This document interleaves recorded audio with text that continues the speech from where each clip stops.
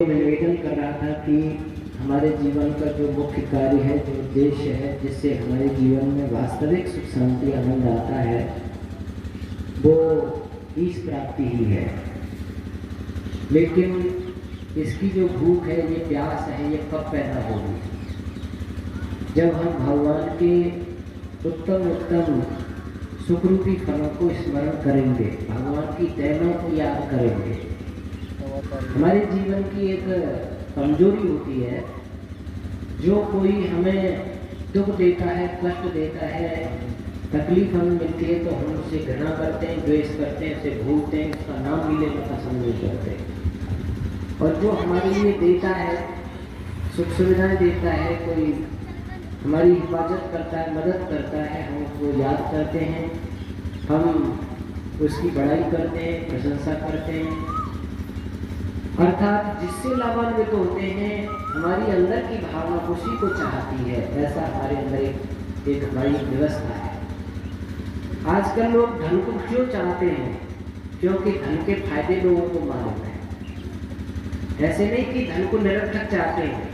धन से मकान बन जाता है, धन से गाड़ी आ जाती है, धन से अनेक प्रकार के भोजन आ जाते हैं, धन से विद्या मिल जाती है, धन से वस्त्र मिल जाते हैं, आभूषण मिल जाते हैं, धन से बहुत सारी सुख सुविधाएं मिलती हैं। तो क्यों ना उधर रुचि रुझान होगा? किसी बच्चे को भी 10 का नोट दो और वापस लेना चाहो तो वो देता नहीं है, क्योंकि उसे पता है 10 रुपये की टॉफी, चॉकलेट कुछ ले होगा। लेकिन भगवान की भक्ति के फायदे मालूम नहीं है लोगों को। न भगवान से हमें कुछ मिलता है, ये लोगों को फायदे मालूम नहीं है। वैसे तो ज्यादातर लोगों को क्या मालूम है? अच्छा कोई काम हो जाए तो मैंने कर दिया, और कोई बुरी घटना हो जाए तो भगवान को यही मंजूर था। यानी बुरे काम भगवान करता है और अच्छे काम मैं करता हूँ, मेरे द्वारा हो गए। घर बढ़िया बढ़िया साहब, बड़ी मेहनत की है मैंने, बच्चे पढ़ लिखने वाले साहब कितनी मेहनत की है मैंने, इतना किया वो किया है, और कोई घर में घटना दुर्घटना हो जाए, गलत हो जाए, साहब भगवान को ऐसा ही मंजूर था। जो बुरा काम करना ही भगवान को मंजूर था। एक बार क्या हुआ, एक जो है किसान अपने खेत पे गया, देखा कि एक गाय चल रही है, और उसको गुस्सा आया, जिसने खेत बर्बाद कर दिया, उसने एक ही लट मारा, गाय ढेर हो गई। अब सब लोगों को पता चला, हमारे यहाँ तो हिंदुओं में गाय को मारना बहुत पाप माना जाता है। पंचायत जुड़ी, पंडित जी आए, उसको बुलाया गया, भाई तुमने गाय मारी है। पंडित जी ने पूछा कि गाय मारने के पाप से कैसे बच सकता है ये? गुरसा उसकी पूंछ काट के ले जा रहे और भीख मांगता हुआ जाए, गंगा स्नान करके फिर लौट के आ गए। इसके हाथ में पूंछ देखेंगे, लोग धिक्कारते रहेंगे, कुछ कोई इसको भिक्षा डालेगा, कोई नहीं। तो ऐसा ये करेगा तो इस पाप से छूट गया। उससे कहा भाई तुम ऐसा करो, ये प्रायश्चित है, गाय की पूछ लेना। उसने कहा मैंने गाय तुम्हारी है, मैंने नहीं, जो कुछ हो रहा है दुनिया में भगवान करवा रहा है, भगवान के द्वारा हो रहा है। मैं कौन होता हूँ? पत्ता भी नहीं हिल सके तेरे हुक्म के बिना, उसके हुक्म में कुछ होता ही नहीं है। ये जो मरी है मरवाई है, भगवान ने मरवाई है, तेने नहीं, मैंने नहीं मारी है। वहाँ एक साधु जी थे ऐसे, मैं क्या बात है, वैसे गाय मर गई है, उसके पाप से प्रायश्चित की बात कर रहे हैं, जरा मैंने नहीं मारी, भगवान नहीं मारी है, वही करवा रहा जो कुछ करवा रहा है हमसे। तो उसने साधु ने कहा तेरे नहीं मारी, करना मैंने नहीं, अल्लाह को पूछ दे, तेरी जगह तो मैं जाऊँगा। उसने ले ली, बरसों निकल गए, और उसने क्या एक भंडारा किया था, बड़ा मंच बना, और कई लाख रुपए का भंडारा, कई गाँवों की दावत देते लोग को, पंचायत देता, कोई तहसील को, कोई जिले को, और बड़ा मंच बन रहा था, माला पड़ी थी, मार चल रहा था, इधर आओ स्वागत है, लड्डू परोसो, पूरी परोसो, सब्जी परोसो, इधर ये करो वो करो। और महात्मा जी आ गए वहाँ, पूछा भाई ये इतना बड़ा भंडारा, इतनी बड़ी दावत, इतना खर्च किसने किया? तो लोगों ने कहा देखो मंच में बैठे हैं ना, देखो गले में माला पड़ी है, उन्होंने किया। फिर दूसरे से पूछा ना ये इतना बड़ा भंडारा, इतना खर्च किसने किया? अरे तो वो बैठे ना, उन्होंने किया। 2-3 जगह पूछा, वो देख रहा था, ये साधु मेरे बारे में पूछ रहा, ये सब लोग बता रहे, फिर भी पूछ रहा, उसे बाहर नहीं गया। नीचे उतर गया, क्या पूछ रहे हो साधु जी? भाई ये पूछ रहा हूँ, इतना भंडारा इतना पैसा खर्च किसने किया है, इतना दान देने का काम कौन दानी है भैया? तो मैंने किया है महाराज, ये इतना पांडाल, इतना भोज, इतना सब कुछ, बहुत लाखों रुपये लगे, ये मैंने किया है। पर तुमने किया है? कि हाँ मैंने किया है। उसने थैले में हाथ डाला और पूंछ निकाली, बोला ये भंडारा तैने किया है तो गाय भी तैने ही मारी है। भंडारा तो तैने किया है, गाय भगवान ने मारी है। आदमी क्या करता है, बुरा काम भगवान कराता है, अच्छे काम मैं करता हूँ। इसलिए ये बात कितनी डोगरी आप समझ सकते हैं। ध्यान देना, जो कोई मेरे से अच्छे काम हो रहे हैं उसमें भगवान को ही धन्यवाद है ना। भगवान आपने मुझे शक्ति बुद्धि विद्या दी, ये काम सफल हो गया। और गलत काम कोई हो जाए तो कहना भगवान मेरे से गलत काम हो गया, मुझे कैसे भी गलत काम से छुड़ाइए, बचाइए, आगे ना करो। पाप कर्म मेरे से हो रहे हैं, अच्छे कर्म भगवान के द्वारा हो रहे हैं, ये दिमाग में बना के रखा करो, तब जाकर के हमारे जीवन में सुख शांति आनंद आएगा। अब हम भगवान की देनों को समझें, भगवान क्या दे रहा है। तो एक मंत्र आता है, बहुचर्चित मंत्र है, यह आत्मदा बलदा यस्य विश्वपासते कृष्णं यस्य देवः यस्य छायामृतम यस्य मृत्यु तस्मै देवाय हर्षाभिधेमः। इस मंत्र में भगवान को क्या कहा है, आत्मदा बलदा, यानी भगवान आत्मा को देने वाला है और बलों का देने वाला है। हमारे पास जितने भी बल हैं उनके पीछे दैव किसकी है, वो भगवान की ही है। आत्मदा के चार अर्थ किए विद्वानों ने। आत्मदा का पहला अर्थ किया है आत्मा को जन्म जन्मांतर देह देहांतर लोक लोकांतर देने वाला। ये जो मनुष्य शरीर हमें मिला है, ये भारत भूमि जो हमें मिली है, ये भगवान की देन है।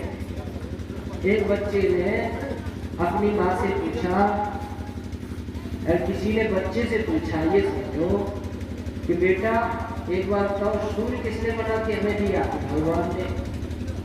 पृथ्वी किसने बना के दी? भगवान ने। कंदमूल फल किसने बना के दिए? भगवान ने। तेरे शरीर को किसने बनाया? तो उसने कहा मेरी माँ ने। अच्छा पूछ के आओ अपनी माँ से कि ये शरीर आपने ही बनाया है?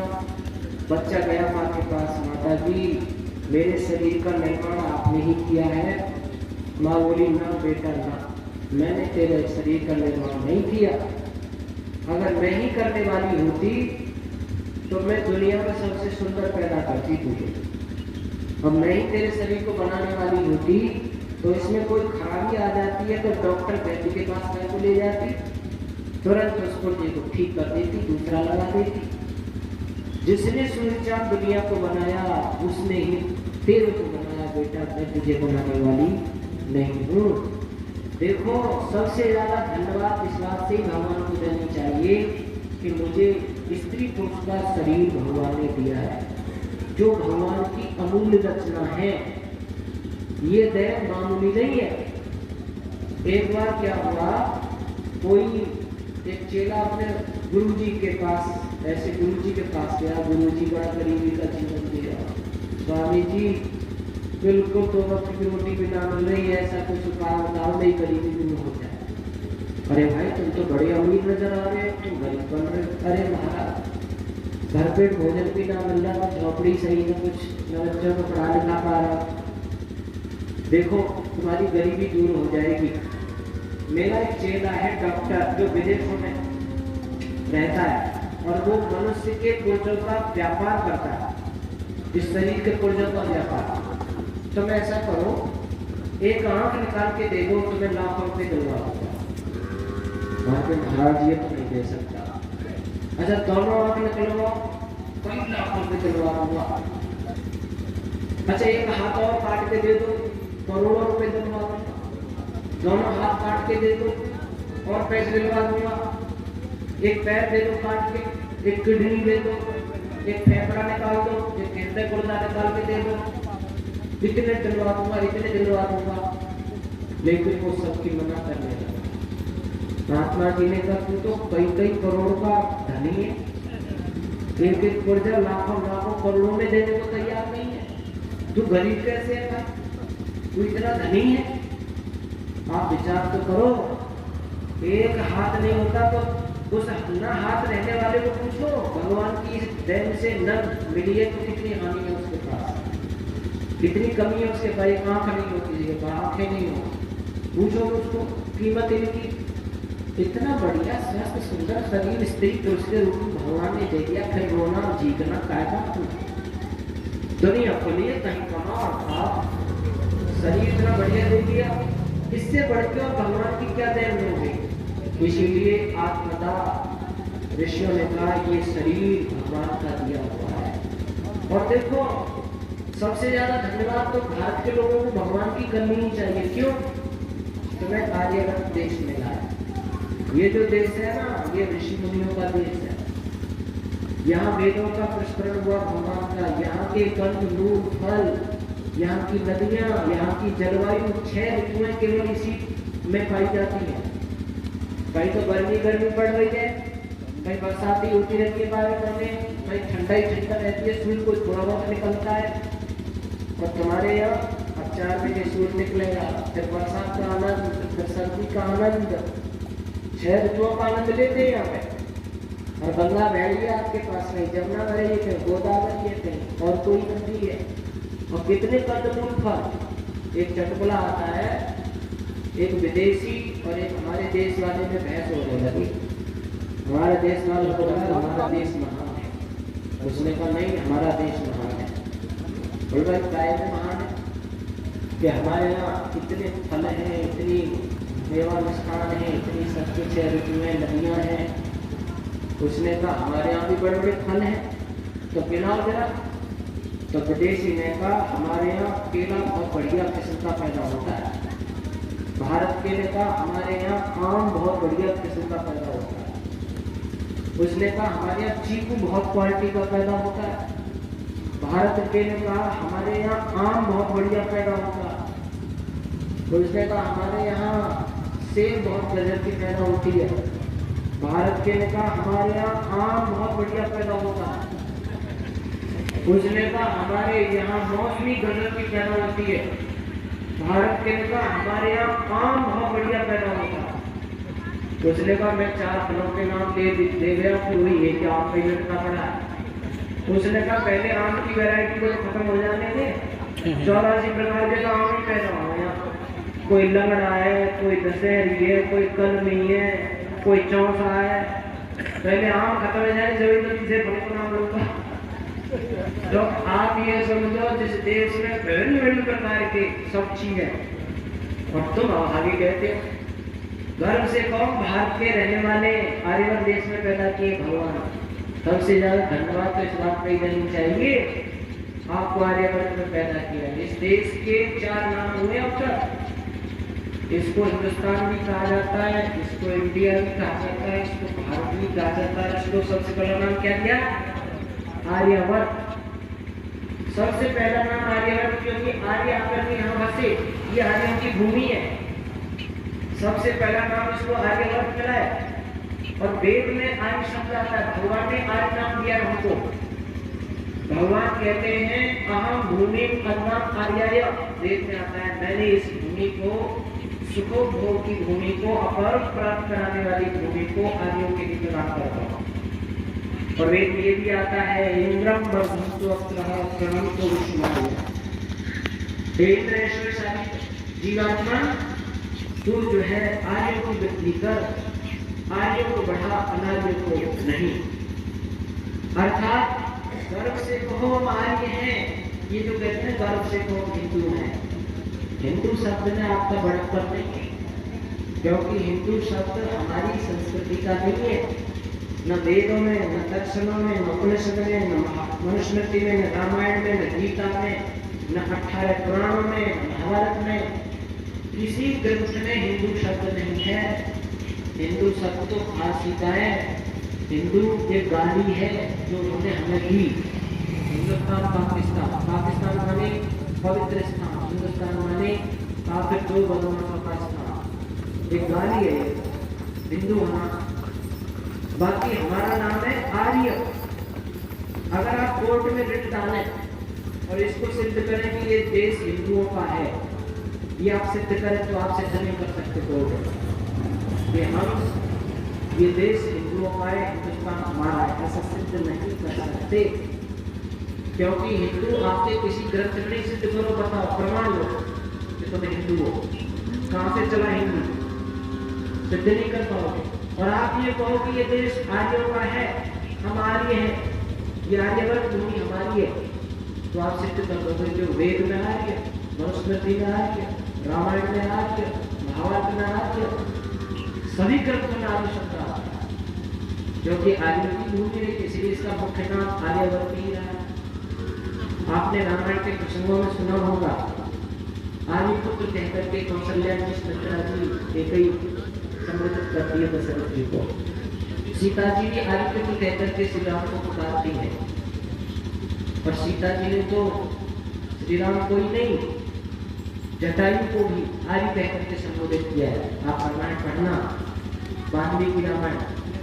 जिस समय रावण लेके जा रहा था सीता जी को और उनको जटायु दिखाई दिया, तो उन्होंने कहा जटायु वत्स मामार्य प्रियमान मनास्वर, हे आर्य जटायु मुझे देखो, ये अनाथों की तरह मुझे लिए जा रहा। आर्य जटायु कहकर के संबोधित किया है। अर्थात महाभारत में भी आप पढ़ेंगे तो गांधारी धृतराष्ट्र को आर्यपुत्र कहती है, सब जगह आर्य शब्द मिलेगा सभी ग्रंथों में। और हम आर्य नाम से चिढ़ जाते, यार समाज है, यार समाज की, यार समाज का प्रकार करते हैं। यो कहते हैं आर्य समाज, भाई दयानंद जी ने बताया, देखो आर्य समाज को सृष्टि के प्रारंभ से ही है, दयानंद ने नहीं बताया। आर्य शब्द वेद में तो सृष्टि के प्रारंभ से है। और समाज देखो, कोई ज्यादा समूह होते हैं, कुछ लोग इकट्ठे होते हैं, कोई चीज इकट्ठी होती है तो 3 नामों से पुकारे जाते हैं, समाज, गिरोह, समूह। जैसे गायों का समूह, 10-20 गाय चल रही हो तो भैंसों का समूह, मोरों का समूह, तोताओं का समूह, उनको समूह के नाम से कहते हैं। और 10-20 बनवास नहीं हो तो गिरोह कहते हैं, इतने बनवासों का गिरोह पड़ा, उसको समाज नहीं कहेंगे ना समूह कहेंगे, ज्यादा लोग क्या कहेंगे, गिरोह कहेंगे। और 10-50 लोग बैठ करके कुछ अच्छी निर्णय लेने तो कहा, इतने लोगों की समाज ने ये निर्णय दिया। मनुष्य जो अच्छे चर्चा करते हैं उसको समाज कहते हैं। तो क्या पहले 10-50 लोग, 100 लोग, 200 लोग, 1000 लाख लोग इकट्ठे नहीं होते हैं, उनको समाज नहीं कहा जाता? समाज भी शब्द पहले था, आर्य भी शब्द पहले था। ऋषि ने आर्य समाज की एक संस्था गठित करके तो उन्होंने नया क्या दे दिया, पुराना ही दिया है, ऋषि को नहीं कर दिया, उन्होंने अपना कोई नया दिया ही नहीं। वो तो कहते हैं ब्रह्मा से लेकर जैनी ऋषि पर्यंत जो मानते आ रहे हैं वो मैं दे रहा हूँ, मैं अपना कोई मजहब अलग से जन्म नहीं। उन्होंने कहा एक आर्य समाज, श्रेष्ठों का समूह, श्रेष्ठों का समाज इस वेद के प्रचार प्रसार कार्य को आगे बढ़ाएगा, ऐसा एक नाम उन्होंने देखे। वो पहले ही था, समाज कम नहीं थे, आर्य कम नहीं थे, इसलिए इसको कोई नवीन मत मानना, ये तो पुराना ही है पहले से ही। और सनातन कह दो तो ज्यादा बेहतर है। हमेशा से पिछली सृष्टि में भी आर्य समाज होगा, आगे भी आर्य समाज रहेगा, अगली सृष्टि में आर्य भी रहेंगे और समाज भी बने, तो वो कहाँ अलग है। वैसे एक बात जरूर है, आर्य एक गुणवाची नाम है। आर्य केवल जन्म से नहीं, गुणवाची नाम है। आर्य विगत धातु से बनता है, जो रीति नियमों का पालन करते उनको आर्य नाम से कहा जाता है। आर्य के अंदर 8 लोग माने महर्षि व्यास है। ज्ञानी दुष्टच्च दानतश्च सत्यवादी जितेन्द्रिय दाता दयालु नम्रश्च स्यादादो ऋषिवृद्ध। 8 गुण जिसमें पाए जाते हैं वो आर्य है। एक तो ज्ञानी होना चाहिए, विद्वान हो, एक संतोषी हो, मेहनत खूब करे, जो परिणाम आए उसको संतोष करे। दानतश्च, और जिसको जो मन को वश में रखने वाला हो, मन कभी उसका विकार युक्त न हो। सत्यवादी, सत्य बोलने वाला हो। जितेंद्रिय, इंद्रियों पर विजय जिसकी हो। दाता, देने वाला हो। दयालु, दया प्रकाशित करता हो। और नम्रश्च, नम्र, अहंकारी नहीं, मंडी नहीं, घमंड नहीं करे, तेरे साथ विनम्र होकर के रहे। ये 8 गुण जिसमें पाए जाते हैं वो आर्य कहलाता है।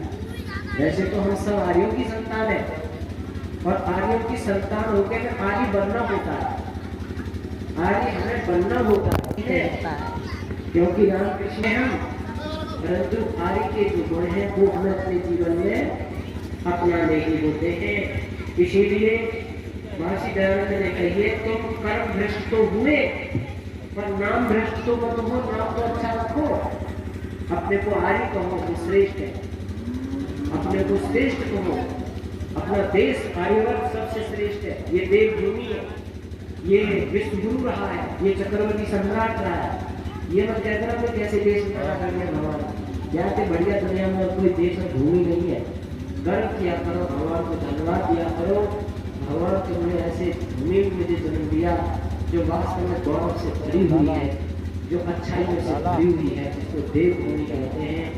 इसलिए भजन भी यहाँ कवि ने लिखा है, इस भारत भूमि देवभूमि आर्यवर्त भूमि के सम्मान में यहाँ क्या क्या अच्छा कितना है, ऐसा सोच करके अपने सीने को जरा उत्साह से भर लिया है।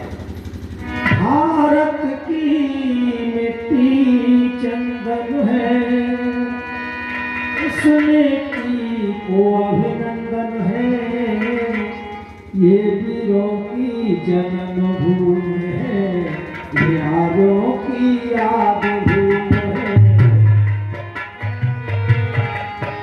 ओ भारत की मिट्टी चंदन है, इस मिट्टी को अभिनंदन है, ये वीरों की जन्मभूमि है, यारों की याद भूमि है।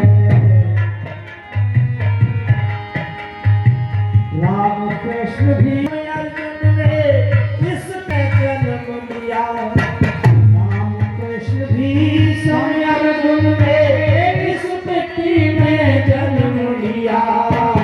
चंद्रगुप्त विक्रमादित्य को इस मिट्टी में जन्म दिया, चंद्रगुप्त विक्रमादित्य को इस मिट्टी में जन्म दिया। मन परस की कर्म भूमि है, मर्यादा की जन्म भूमि है, ये वीरों की जन्म भूमि है, ये नारियों की भारत की मिट्टी चंदन है, इस मिट्टी को अभिनंदन है, ये वीरों की जन्म भूमि है,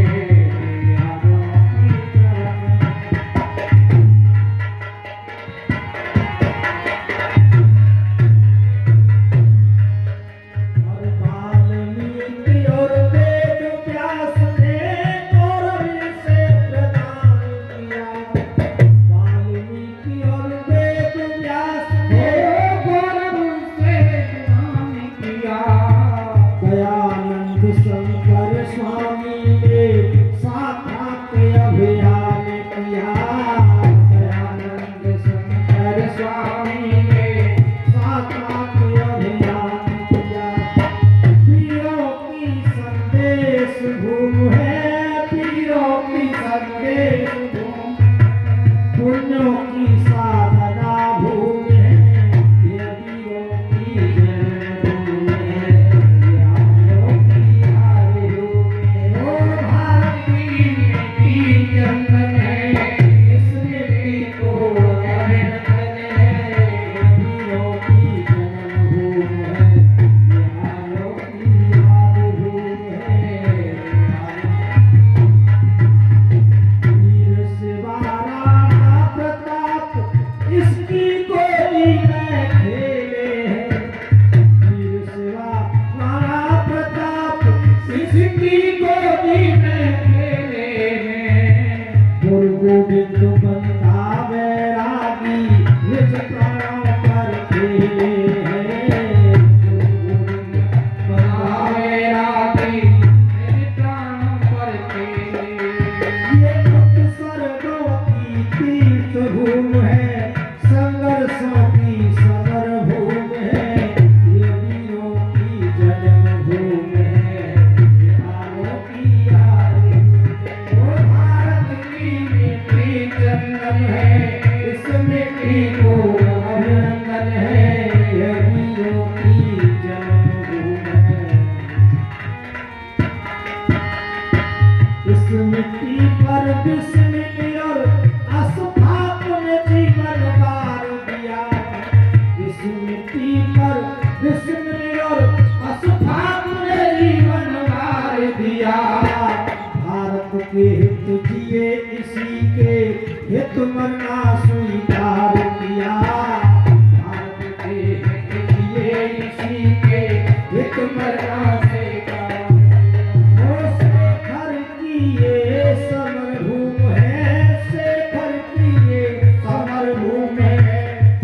सीन की क्रांति भूमि है, ये वीरों की जन्मभूमि है, यारों की भारत की मिट्टी जंगल है, इस मिट्टी को अभिनंदन है, जन्मभूमि है। दुर्गावत लक्ष्मी बाई ने क्या भारी संग्राम किया, दुर्गावत लक्ष्मी बाई ने क्या भारी संग्राम किया, आजादी के लिए लड़ी, दुश्मन का काम तमाम किया, आजादी के लिए लड़ी, दुश्मन का काम तमाम। ये सबलाओं की सबल भूमि है, ये सबलाओं की सबल भूमि है, यश गौरव की धवल भूमि है, ये वीरों की जन्म भूमि है, ये आर्यों की याद भूमि है। वो भारत की मिट्टी जंगल है, इस मिट्टी को अभिनंदन है, ये भारत की जन्मभूमि है। वीर हकीकत मोती राम ने कोटि कोटि कटवा दी, वीर हकीकत मोती राम ने कोटि कोटि कटवा दी, तबे तबे पर गुरु अर्जुन ने अपनी देह झुलसवा दी, तबे तबे पर गुरु अर्जुन ने अपनी देह झुलसवा दी। ये आत्मदान की याद भूमि है, ये आत्मदान की याद भूमि है, बलिदानों की महाभूमि है, ये वीरों की जन्मभूमि है, यारों की याद भूमि है, भारत की मिट्टी जंगल है, इस मिट्टी को अभिनंदन है, वीरों की जन्मभूमि है, यारों लाल बाल ने विपिन पाल ने अकथनीय संकट झेले, लाल बाल ने विपिन पाल ने अकथनीय संकट झेले, विजय वाहिनी ले सुहास ने अंडमान के पट खोले, विजय वाहिनी ले सुहास ने अंडमान के पट ये नवरत्नों की खान भूमि है, ये नवरत्नों की खान भूमि है, भूमंडल की शान भूमि है, ये वीरों की जन्मभूमि है, यारों की याद भूमि है। ओ भारत की मिट्टी जंगल है, इस मिट्टी को अभिनंदन है, ये वीरों की जन्मभूमि है।